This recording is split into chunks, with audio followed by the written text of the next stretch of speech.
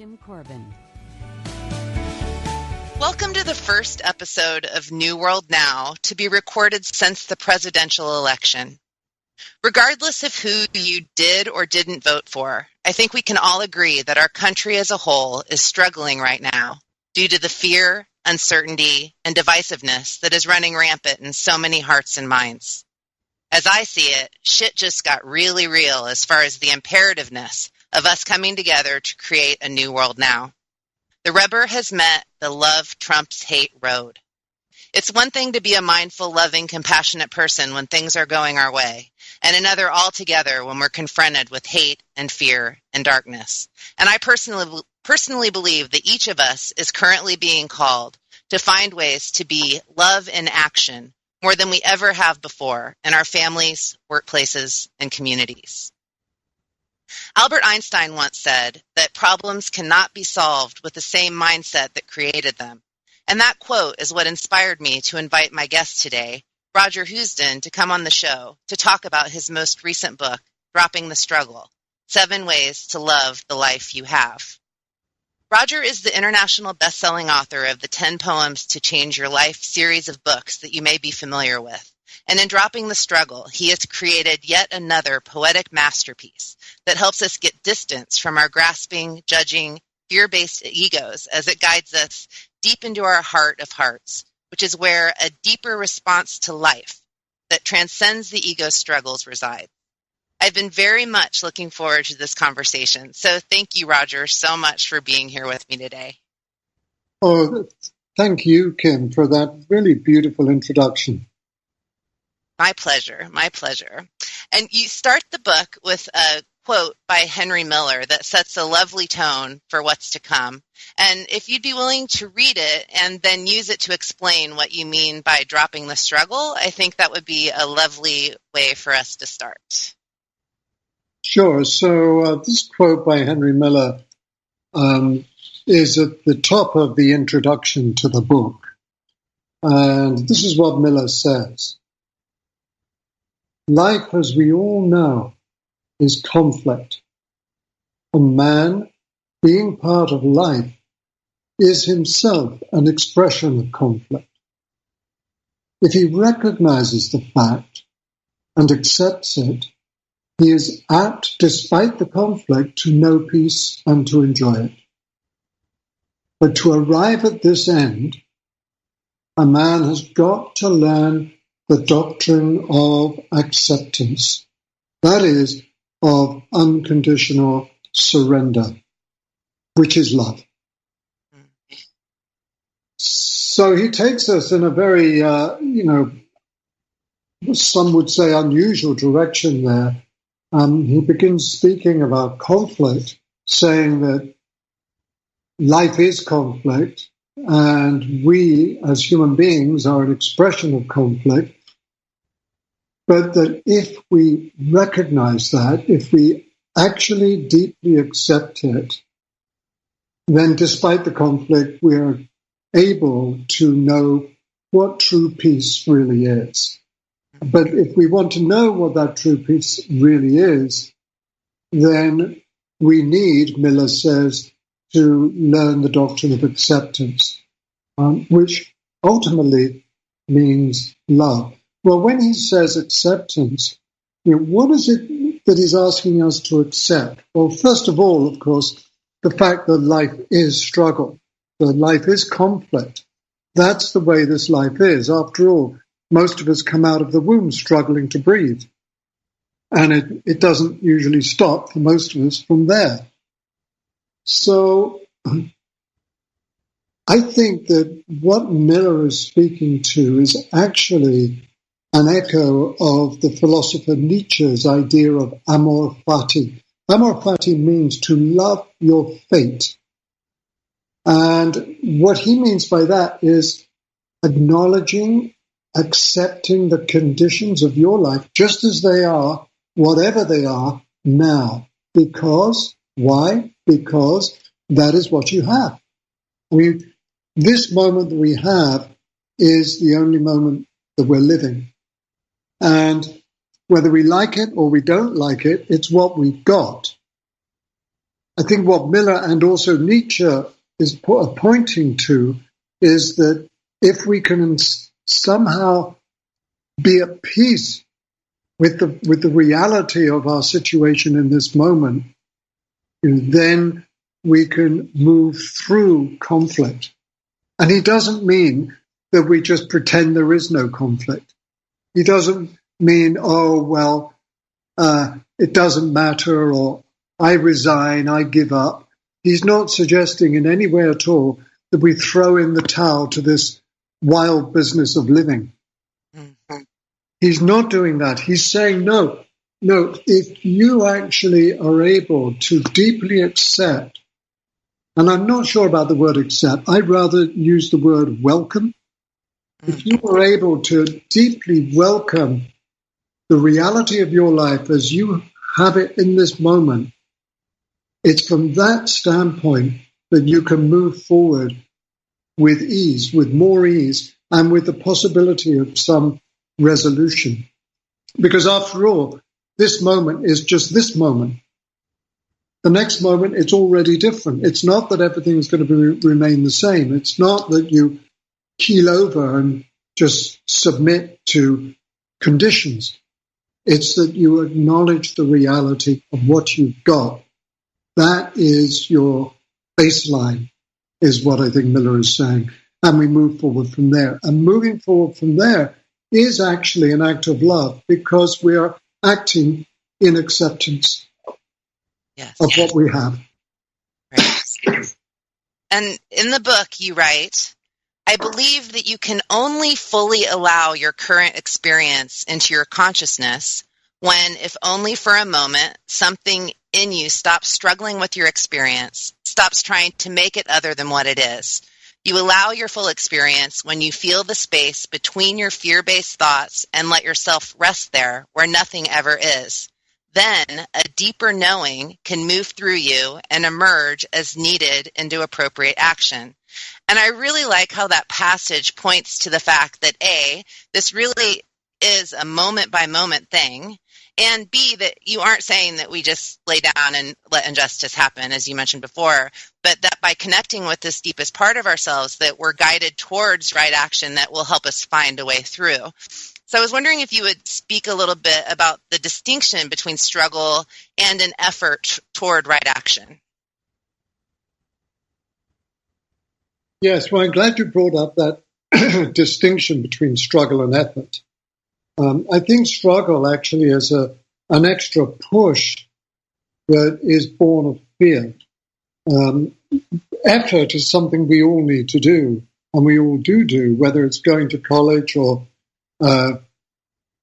making the effort to excel in some particular kind of skill or sport. Excuse me. Effort, of course, is a absolutely necessary part of life.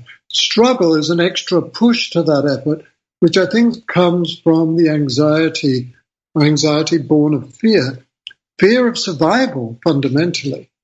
And I want to point to mention actually something else that you just brought up there, which is the difference between the struggle that we often experience in our minds and the quiet knowing that you alluded to just then. Struggle actually mostly takes place in our head, and it usually takes place between two opposing voices or more. On the one hand, I should do this. On the other hand, I should do that. And, we experience the struggle. We may experience the struggle in our body as tension, but it comes essentially from this ongoing barroom brawl that can happen in our frontal cortex. And what I'm suggesting is that we are, in fact, all of us, born with a quality of being and knowing that is always there. It's almost like the title of the book by Matthew Fox, Original Blessing. The Christians speak of original sin usually, but the Christian priest Matthew Fox speaks of original blessing, and I think he's alluding to this quality of being and knowing that is the natural inheritance of human beings that we can touch and experience when we're able to let go of the struggle that's going on in the front of our minds. So I experience it almost as a stepping out of the back room of one's mind, stepping out of the barroom brawl or the argument that may be going on in the front of one's cortex, stepping away from that so there's only one person left in the room. And when there's only one person left in the room, there's no one to argue with, so the argument goes quiet. Stepping back into the stillness and a knowing stillness and an aware stillness that I believe is always there and that we can always contact by just giving ourselves pause. Pause between one thought and the next. And there is a pause between one thought and the next. And if we can allow ourselves to experience that pause for a moment, we're able to come more in contact with that quiet knowing that can lead to wise action. Yes. And it's a perfect, the next passage that I picked from the book to share that's a perfect segue for this is, I have learned that as soon as we stop looking for answers in the self-talk in our head, as soon as we rest back from any position at all, we soften. Then we have enough presence of mind to bring our attention away from the debate and down into our heart, down into our physical presence. Then our body can speak to us. So I'm wondering if you could just speak a little bit more about the body's role in dropping the struggle. Absolutely, because our attention generally can only be in one place at a time. And if our attention is completely wrapped up in this argument that may be going on in the front of our mind, there's not much room for anything else. However, if we can bring our attention to our body, after all, our body is always here. It's always present wherever we are.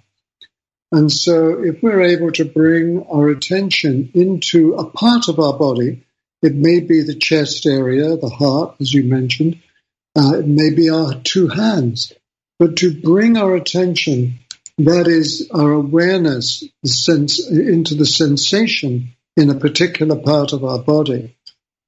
With our awareness there, it cannot be in the head at the same time. And as we allow our attention to come into the body, let's say into the chest, the heart, as we allow our attention to rest there, we will experience a softening of that struggle that we may have been experiencing. We'll experience something that is always there, which is our presence in the body. And that itself is a doorway to that quiet knowing that I just spoke of. It's actually a bodily knowing rather than a mental knowing that can lead us to where we really need to go. You also say that we struggle with reality when we lose touch with the dimension of our being that is not defined by our egoic identity. And so I'm wondering if there are any practical ways you can offer where we can begin to connect with that dimension, especially in this time when our collective ego is so triggered by what's going on in the world at large. Well, I just developed what we were just speaking to, which is the wisdom and the presence of the body. Right. And so breath work or... It really, in a way, doesn't matter too much where you place your attention in the body. It could be the breath, which is always helpful. But it could be the chest, it could be the hands. But as you bring your attention there, then the debate that may be going on in your head will soften and even dissolve and disappear. Really, the body is the way to that deeper knowing which is present in all of us all of the time. And so as like an ongoing meditation practice or a movement practice and that kind of thing seems like it would benefit that happening in the times when you're really struggling, if that's an ongoing part of daily life? So, practice, or of course, is invaluable because it's a place to return to every day. However, what about, while you're doing the dishes or when you're making or preparing a Thanksgiving dinner? What about when you're in the thick of it in the kitchen, right? That's the time when it's really so helpful for you to bring your attention back to the body, to the chest, or to your breath, right in the middle of those situations that normally cause us stress. But that can be supported most certainly by an ongoing daily meditation practice, whatever form of meditation you choose to use. I love how what you're talking about is leading into the next question I have prepared. So this is from the chapter on dropping the struggle for meaning and purpose. And you write, the only time you can be consciously present to your life is now, in this moment, no matter what you are doing or not doing. Washing dishes, writing a book, walking the dog, staring into space. If you are fully immersed in the present, aware of the life streaming through your body, your life is so meaningful that the question of meaning and purpose doesn't even arise. The question of belonging doesn't arise. This moment we are living now becomes inherently meaningful for no other reason than it is being fully lived. If we human beings have any ultimate purpose, surely it must be this, to let go of our resistance to life as it is showing up now in this very moment, whatever it looks like, rosy or dark. I hum, I swear, I laugh, I cry, I sing myself home. The moment we are living, whatever it looks like, becomes our purpose made manifest. And you also add that our lives, no matter how they show up, are our unique purpose, and that our unfolding life is our gift to the world. So would you please elaborate on what you mean by that? Yeah, I've certainly spent the earlier part of my life, a few decades really, chasing meaning all over the world. So meaning was always something separate from myself. It was in the future, or it was somewhere else, like in another country, or it was with another person, maybe another teacher or someone who could show me really the way to a sense of deep fulfillment in my own life. So I spent a lot of time, many years, running all over the earth, all over the planet, both looking for unusual or extraordinary experiences or unusual or extraordinary people who might engender this sense of meaning in myself or show me how to find it. So meaning was always something in those years that was somehow not present where I already was. And so I really had a pretty severe case of seeker's disease, which I think is probably a pretty common illness. But I had to go through it. And eventually, gradually, I came home to the realization that, meaning was not going to be anywhere else but in the life I was already living. And the life I was already living, the life I am already living, is nowhere if not here, in this moment. And it sounds so cliched almost, to speak about deepening into, living into the present moment, because, there's a dozen or dozens of book titles with the word now in it everywhere. But that does not diminish the fact that the apparent cliche actually holds a deep truth. And that deep truth is that the sense of fulfillment in life really can only happen now. It can only be present when we return ourselves to ourselves. Yes. And in the chapter about dropping the struggle with change, you talk about deep emotion and say that it's important not to rationalize or spiritualize the things that happen to us by minimizing the loss or trying to bypass it with attempts to rise above, which I think is really important right now as people are kind of struggling to make sense of what's going on in the world around us. And could you just elaborate on what you mean by that a little bit? Absolutely. So if we say with Nietzsche or with Henry Miller that, we acknowledge and accept the moment we're living, it doesn't just mean the outer circumstances, it means the inner circumstances as well. So it may be that my interior experience, at this moment is an experience of deep sorrow, or it might be of anger or frustration or confusion or a sense of groundlessness, any or all of those things. And it can be very tempting for any of us to want to avoid those feelings and to just go away and sit in a corner and meditate and take ourselves to some quieter, deeper zone. But the point is, Miller's point and Nietzsche's point is, if we're feeling frustrated or confused in this moment, that is part of our moment. That is part of our experience. And any softening that is being asked for is, in fact, with the reality of what we have now. So if I'm feeling frustrated now, I cause myself more difficulty and struggle by resisting my frustration than by acknowledging it. Acknowledging it doesn't mean giving into it, right? I think really there are three types of minds that I speak to in the book. The first one is closed mind, which means that my mind is closed to whatever experience I'm having. So I'm in denial. I'm denying the fact that I'm angry or confused. I push it away. And most of us know that doesn't work for very long.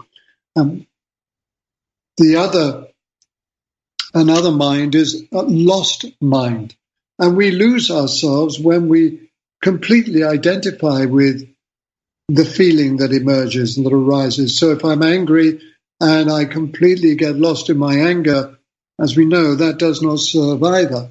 So neither denying the anger nor getting lost in it really serves our purpose. But the open mind, which is the third quality of mind, the open mind can actually allow and hold that anger, can feel it without pushing it away and without acting out on it. And the almost miraculous thing is that when we're able to welcome our experience in that way, it actually transforms and changes of its own accord. And I think that is the piece that Henry Miller was speaking to in that quote that we began our talk with. Yes. And I'm curious, what would an open mind look like kind of in the face for someone who's struggling to make sense of President-elect Trump right now? What does an open mind look like in the face of all that's going on with that? An open mind accepts the reality of what is occurring and what has occurred. So it absolutely acknowledges that the next president-elect of the next president of the United States will be Donald Trump. And it's really embracing that and also embracing and acknowledging your response to that, your sorrow or anger or joy if you have joy. But whatever it is, that is all part of the package of your experience now. And the more deeply you can acknowledge it and accept your experience, the more it will show you what the next step is. And the next step is different for all of us. The next step may be a very private, personal thing, or if you feel moved politically, you may engage in some personal political action. You may join a march, or you may meditate more. I mean, there's nothing right or wrong necessarily in any of those. I think what is important is that we follow what is most true to us, what we are moved to do. And I think we follow what is most true to us when we can acknowledge and embrace our experience as it presents itself to us in this moment. That's beautiful. I have one last quote I'd like to read as we're winding down here, and that is that it takes an allowing in the form of a persistent, deep, and courageous yes to life right now. That yes doesn't wave away the pain of the world as mere illusion, neither does it attempt to become some detached awareness or witness safely removed from the trials of life. It doesn't mean not caring about what happens in the world or in our lives. It means caring so much that the heart spills open. It means being willing to be fully here, where we are, wherever we are, however dark or light it happens to be. And I just thank you so much for those words and this book, Roger, I just think it's so timely and so important right now. And I really appreciate you being here with us today and diving deeper into your offerings. Oh, Kim, it's been a real pleasure speaking with you. Thank you. Thank you. To learn more about Roger Housden and Dropping the Struggle, visit him online at rogerhousden, HOUSDEN.com. And as always, if you enjoyed today's episode, your 5-star rating and or review in iTunes would be greatly appreciated. I'd also like to invite you to join the New World Now podcast community on Facebook, where you can be a part of discussions about current episodes and stay up to date on the latest and greatest podcast news. Simply search for New World Now podcast on Facebook to join the group. I hope to see you there and look forward to connecting on future episodes of New World Now.